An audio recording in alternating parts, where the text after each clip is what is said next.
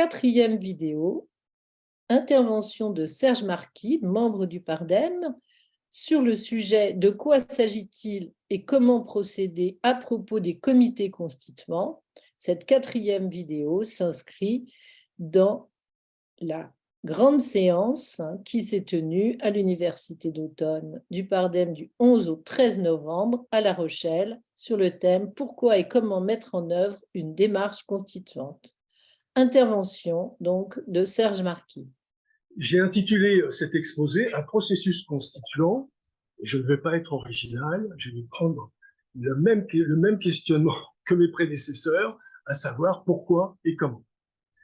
Pourquoi? Qu'est-ce qui nous pousse à penser qu'un processus constituant est la vraie bonne solution pour résoudre nos problèmes, plutôt que de s'abandonner ou de faire confiance à des formations politiques qui tout de même disposent de moyens bien plus colossaux que les nôtres, d'entre-gens médiatiques et d'argent. Deuxième question, comment? De quelle manière ce processus constituant pourrait-il voir le jour? Par quelle modalité sa mise en route pourrait-elle se réaliser? D'abord sur le pourquoi. C'est une question importante parce que, à lire l'actualité immédiate, on peut s'interroger sur l'hypothèse constituante, se demander quelle est sa faisabilité. Est-elle si réaliste que ça? En effet, on a quand même un climat général plus qu'anxiogène, aigu, qui n'est pas propice à la mobilisation des peuples spontanément. Nous avons en effet la crise de civilisation, un capitalisme mondialisé que tous les pays ont rallié, il faut le rappeler, mais qui part en sucette.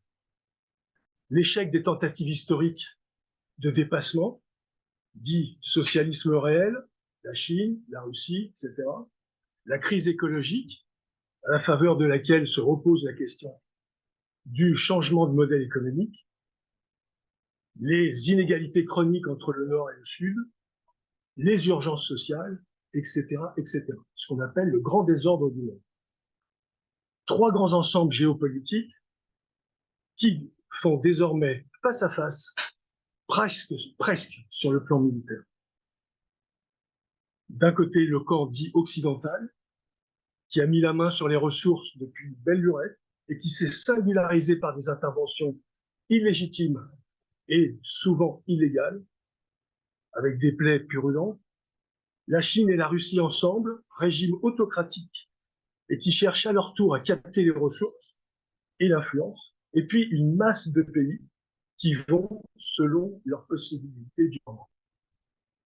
Ce qu'il faut retenir de tout cela, c'est que les principes, comme je l'ai dit ce matin, régissant ou organisant la paix, comme celui de l'intangibilité des frontières et de l'autodétermination des peuples, sont piétinés dans une confusion où chaque ensemble fourbit ses armes et parfois passe à l'attaque.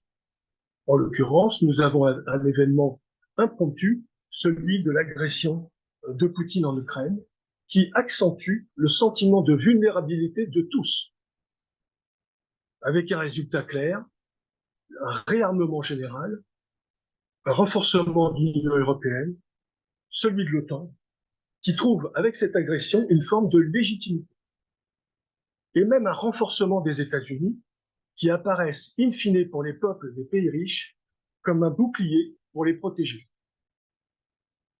et défendre éventuellement une démocratie très imparfaite dont les lanceurs d'alerte comme Snowden, Assange, les libertariens, chacun à leur niveau, les libertariens comme Musk ou la figure de Trump nous dévoilent l'état réel.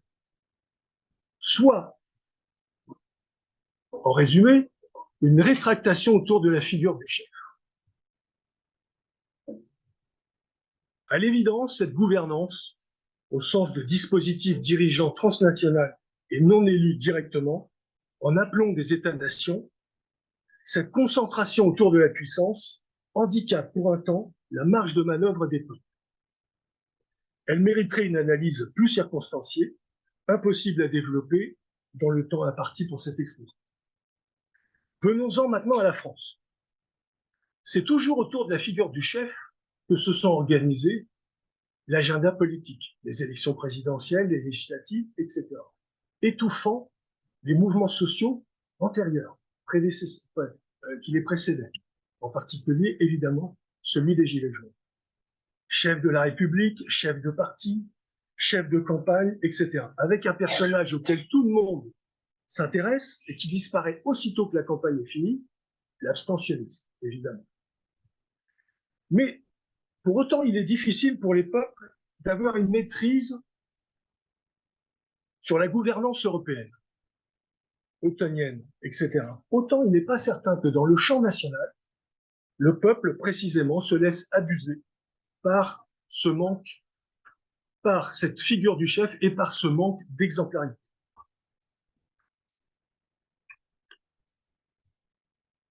Comment, par exemple, incarner l'opposition au menteur Macron en prétendant instaurer la démocratie, un parlement à la proportionnelle pour le Rassemblement national, une 6e République pour la France insoumise, alors qu'on ne la pratique même pas normalement dans son propre parti. C'est la dialectique du fond et de la forme. Je crois qu'elle est essentielle pour penser les événements politiques de l'avenir. Le XXe siècle nous ramène à une formule, à une leçon particulière qui est la suivante. Le fond préjuge la forme. La forme préjuge du fond. La manière dont on s'y prend, la façon de pratiquer la politique, indique très précisément le but qu'on recherche, quelles que soient les bonnes intentions et le verbe. C'est fondamental pour aborder la question constituante. Autre exemple, comment faire advenir une 6e République sans la faire précéder d'un mouvement social massif qui la porte? Les camarades précédents sont intervenus sur la question, en particulier Jacques. Nouvelle observation, le Rassemblement national a fait une belle carrière sur la préemption de la question nationale, cette fameuse souveraineté nationale qu'il semblait revendiquer. Et puis, du jour au lendemain, il a cessé de réclamer la rupture avec l'euro, avec l'Union européenne, pour se rallier à l'idée simple, idéologiquement courante, celle du changement de l'Europe dans le cadre de l'Europe, c'est-à-dire par l'intérieur. Soit la même stratégie d'évitement que le texte sur lequel les formations de la NUPES se sont mises d'accord. Les autres, gauche et droite de gouvernement, ont trahi, disent-ils. Eux, non. Mais qui peut tout à fait les croire? Quand on regarde de manière longitudinale chacune de leurs pratiques, chacune de leurs façons de faire, le type de thématiques sur lesquels ils ont essayé de se développer, et puis comment elles ont évolué par le temps, on peut à bon droit se dire comment les croire. À partir de là, de nouvelles interrogations sur leur fiabilité et sur la fiabilité du système politique représentatif se posent. Absence de démocratie, stratégie vacillante pour stopper le délitement du pays. Voilà pourquoi, qu'elle soit cravatée comme le Rassemblement national ou dans la stratégie de tension parlementariste comme la France insoumise, l'opposition parlementaire est condamnée à la manœuvre pour conquérir le pouvoir ou l'occuper, à partir par ailleurs d'un socle électoral très étroit, aussi restreint que celui du calife Macron. Je rappelle, en nombre d'inscrits à la présidentielle, Macron c'est 20%, Le Pen c'est 14,7%, Mélenchon c'est 14,2%. En législative, c'est bien pire, vous savez. En Seine-Saint-Denis, où la NUPES a fait un carton, elle a récupéré tous les députés de ce département, le taux d'abstention était de 61%. Donc, ils sont conduits non pas à faire de la politique, s'ils veulent réellement, ou plus exactement, la politique qu'ils mènent désormais pour tâcher de convaincre est une politique de manœuvre, mais pas une politique au sens stratégique quand on parle de politique. C'est une grande tartufferie. Alors certains disent le programme, tout programme, rien que le programme, etc. On a dit précisément tout à l'heure, précédemment, ce qu'il en était. Les programmes, d'abord, n'engagent que ceux qui y croient, bien sûr. Mais plus précisément, un programme ne vaut que par la stratégie de conquête du pouvoir qui l'accompagne. Sinon, il n'est qu'un catalogue de bonnes intentions, des promesses et des rêves. On peut évidemment décliner à façon, coûte pas cher, mais il ne situe absolument pas la politique qui sera menée.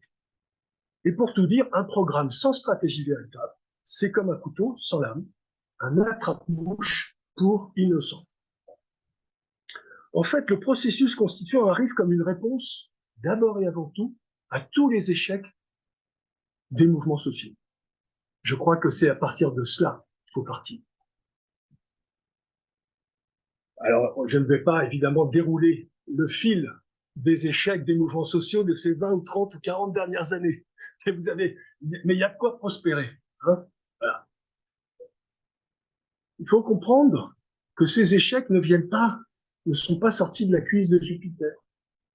Elles sont précisément, pour ce qui concerne au moins la gauche, qui avait à cœur la question sociale, c'est-à-dire le salariat qui cherche à améliorer ses conditions de vie et qui tente de trouver une expression politique.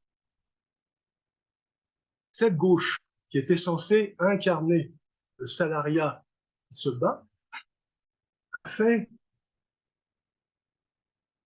nous a entraînés dans une défaite en race campagne, et de manière régulière, insistante, approfondie, fatale. C'est la raison pour laquelle j'avais tenté de commencer à travailler sur le processus constituant il y a quelques années et que j'avais écrit ce fameux texte, entre guillemets, Le peuple français dans la panade, plaidoyer pour un processus constituant. On ne cherchait pas à rentrer dans le détail ni de l'organisation, ni de ce que serait une nouvelle constituante, mais essayait de faire prévaloir une philosophie générale. Je vous incite à le lire et puis à y réfléchir. Évidemment, c'est un texte qui n'est pas restrictif, qui provient de réflexions émanant de quantité d'initiatives, y compris des camarades comme André Bellon avec son association pour la Constituante et d'autres. Maintenant, sur le comment. Venons-en aux exercices pratiques. Je ferai un troisième élément, qui sera une petite réponse à Jacques sur la dernière partie qu'il a voulu développer en matière d'organisation. Le processus constituant ne peut pas venir de rien. Il nécessite des gens qui, d'abord et avant tout, en poussent l'idée. L'idée. L'idée et non sa réalisation concrète, prématurée. Il existe un tas de très bonnes idées. Dès qu'elles ont commencé, entre guillemets, à être plus ou moins expérimentées, elles ont pris le risque très vite d'être marginalisées parce que les conditions de leur réalisation n'étaient pas encore abouties. Et je pense que nous sommes dans cette situation. Si jamais un groupe quelconque décidait d'aller plus loin que la musique, pour une raison ou une autre, en proclamant la création de comités constituants locaux, sans que ceux-ci aient la chance d'être représentatifs d'un vrai mouvement de masse, cela signifierait que ce groupe prendrait à coup sûr le risque de marginaliser une bonne idée une fois encore. Que cette tentative nouvelle finisse en eau de boudin, comme d'autres, bien avant elle. Et nous sommes tous capables de faire preuve de beaucoup d'imagination pour inventer de nouvelles idées. Mais il faut savoir raison garder. Il faut se garder, je dirais, un peu de sérénité, de quiétude, et je dirais d'avoir une profondeur de champ sur cette problématique constituante pour ne pas aller plus vite que la musique. Au stade où nous sommes, c'est par conséquent l'esprit constituant qui doit être popularisé. L'esprit constituant. quelque chose qui est toujours plus difficile à capter que la lettre. C'était valable pour l'histoire du plan B quand, dans le parti de gauche, certains éléments ont essayé de mettre un coin parmi les européistes afin de les conduire avec un esprit critique sur la question européenne de manière nouvelle, avec un œil nouveau, etc. Mais évidemment, ils l'ont dévoyé très vite pour en faire un contre-feu interne, et le plan B est vite devenu un truc, une astuce, une manœuvre parmi quantité de manœuvres afin de faire prévaloir son petit champ personnel de parti plus ou moins avant-gardiste qui aurait la bonne formule magique. Donc la réalisation concrète de l'esprit constituant devrait intervenir seulement une fois qu'il a parcouru suffisamment le champ politique résistant. Contrairement à Jacques, je ne crois pas que l'idée principale soit de s'adresser à des gens qui sont hors engagement de tout ordre, syndical, associatif, politique. J'ai toujours pensé que quelles que soient les critiques que je pouvais émettre à l'égard des gens engagés, ils avaient au moins le courage de l'être. Et que par rapport à ceux qui ont beaucoup de choses à nous, beaucoup de leçons à nous faire, mais qui sont engagés dans rien, il y avait tout de même une différence, une distinction à avoir. Je crois qu'il faut d'abord et avant tout contaminer, convaincre, élargir auprès de ceux qui sont actifs. Actifs dans la mobilisation à travers les mouvements sociaux, actifs dans les grèves, actifs dans la structuration de pôles de résistance, même si ces pôles de résistance ne sont pas comme on souhaiterait, aussi imparfaits qu'ils soient. Ce qui signifie mouvements sociaux, mouvements professionnels de grève, associations, partis, syndicats, etc. Ce qui fait tout de même un champ très important, ce qui fait tout de même un champ de personnes suffisamment important, selon, à l'échelle d'un petit groupe comme le nôtre, et à l'échelle des petits groupes dont il s'agit concernant les constituants, je crois qu'on a déjà pas mal à faire. Le processus constituant se distingue du mouvementisme, ou de ce qu'on a appelé le spontanéisme, par le fait qu'il demande d'abord des gens conscients de la profondeur du champ. Nous ne sommes pas seulement dans l'immédiateté. Il n'est pas un coup pour voir, ni la croyance que spontanément un mouvement va par lui-même régler tous les problèmes, étant au pied du mur, comme si il était contraint par la nécessité, comme l'envisage le plus souvent l'idéalisme des mouvementistes. S'il fallait prendre une référence de mouvementisme, parce qu'il y a toutes sortes de façons de parler des mouvementistes, il y a la façon théorique des sociologues, il y a la façon des chercheurs, il y a la façon des intellectuels qui n'ont été engagés dans pas grand-chose depuis 30 ou 40 ans, puis il y a la façon des militants. Le mouvementisme, c'est quelque chose de très particulier. Ça a surtout émergé au moment de mai 68. En mai 68, une masse de gens sont arrivés à l'idée qu'il fallait s'y prendre autrement et qu'il fallait révolutionner la société, la dessiner autrement. Et donc, beaucoup de structures, beaucoup d'idées sont intervenues. Et il y avait les partis politiques, il y avait les gens, les corps constitués qui avaient une certaine mémoire, puis il y avait ceux qui n'en avaient pas, mais qui ont essayé très vite de s'improviser, d'essayer de construire un discours, de formuler, d'élaborer, etc. Une partie de ces gens-là ont considéré que, à rebours des partis politiques structurés qui leur paraissaient résistants à leurs aspirations, notamment des aspirations autogestionnaires et d'autodétermination, eh bien, ils se sont mis à penser que par leur propre mouvement, ils arriveraient à répondre aux problèmes qui se posaient.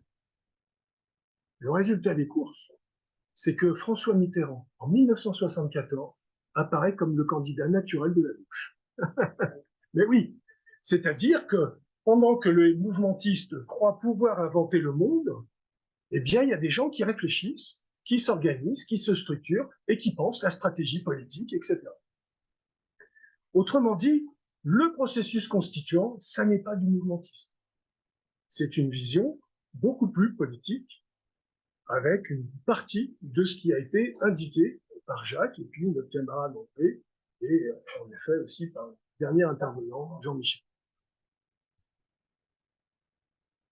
Il n'est pas non plus une mouture d'un nouveau mouvement politico-social qui serait restreint à la gauche. Si vous êtes des lecteurs de Mediapart, de journaux dits alternatifs qui sont dans la mouvance, disons, de la gauche un peu punchy, vous verrez que beaucoup de propositions émanant de Sud et de certains radicalisés de la CGT ou de courants anarcho-syndicalistes ou libertaires, préconisent la création d'une fédération dans laquelle s'articuleraient à la fois les syndicats, à la fois les partis politiques et éventuellement les associations style Ligue des droits de l'homme, etc. Sauf que ils le laissent et ils le restreignent au champ de la gauche. Toujours se parler à soi-même, jamais s'intéresser aux autres. Dans un moment où pourtant on est si peu, et qui est pourtant la réitération de tous les échecs précédents. Donc, ça n'est pas la création d'un nouveau mouvement politico-social à gauche, c'est éventuellement la création d'un nouveau mouvement politico-social général de la société qui s'adresse à tous, de la droite, de la gauche et d'ailleurs. Ce qui est important dans cette affaire-là, ça n'est pas de multiplier les propositions qui sont censées avoir anticipé sur l'ensemble du processus. Ça n'est pas une machine de guerre contre les partis politiques, ni contre les syndicats, ni contre les associations. Ça n'est pas une machine de guerre contre les gens qui sont engagés. Ce processus constituant est de nature à les aider à y voir plus clair. Nous sommes là pour aider à y voir plus clair, pas à se substituer au mouvement réel. Il est un processus d'autodétermination dans lequel vont s'affronter et s'expérimenter à une échelle de masse des pensées, des actions et des habitudes différentes issues de gens et de courants multiples. Parmi ces expériences, ces courants et ces réflexions, je considère que le travail très intéressant de la dynamique constituante populaire va être d'un apport. Mais elle n'est qu'une partie, je dirais, de ce travail intellectuel qui probablement sera fait aussi par d'autres. Elle n'est pas déjà le tout. Et je dirais, plus on va déterminer les modalités d'organisation à venir à l'avance, moins on sera nombreux, plus on sera restreint. Il est une tentative sui generis pour que le peuple français se réarme politiquement afin d'affronter évidemment le temps présent. Donc dans un premier temps, parce qu'il est vain de s'adresser indifféremment à tous dans un temps où la plupart des gens se sont recentrés sur le quant à soi, la famille ou la communauté, quand ils n'ont pas décidé carrément de s'adapter au libéralisme, le processus constituant doit être porté en direction d'abord et avant tout des courageux. Après quoi, par cercle concentrique, il serait loisible d'élargir son rayon d'action jusqu'à embrasser l'ensemble de la population. Qui peut le plus, peut le moins.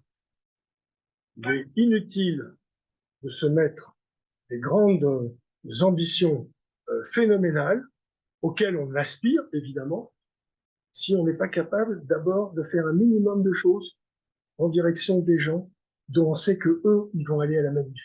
Eux, ils vont aller éventuellement en grève. Eux, ils vont aller éventuellement dans une association de contestation municipales, locaux, etc. Comme il y en a beaucoup sur la question du foncier, la question de l'eau, la question de l'école, de la privatisation d'un service public, etc. D'ores et déjà, il serait possible de créer un groupe de pression qui irait en s'élargissant, dont l'objectif serait d'élaborer un dispositif de communication répondant à toutes sortes de tâches militantes de court terme. Prise de contact avec les milieux serait clairement constituant, ça a déjà été dit. Argumentaire anticipant, très important. Argumentaire anticipant les interrogations et les objections que poserait un tel processus. On est dans la pédagogie.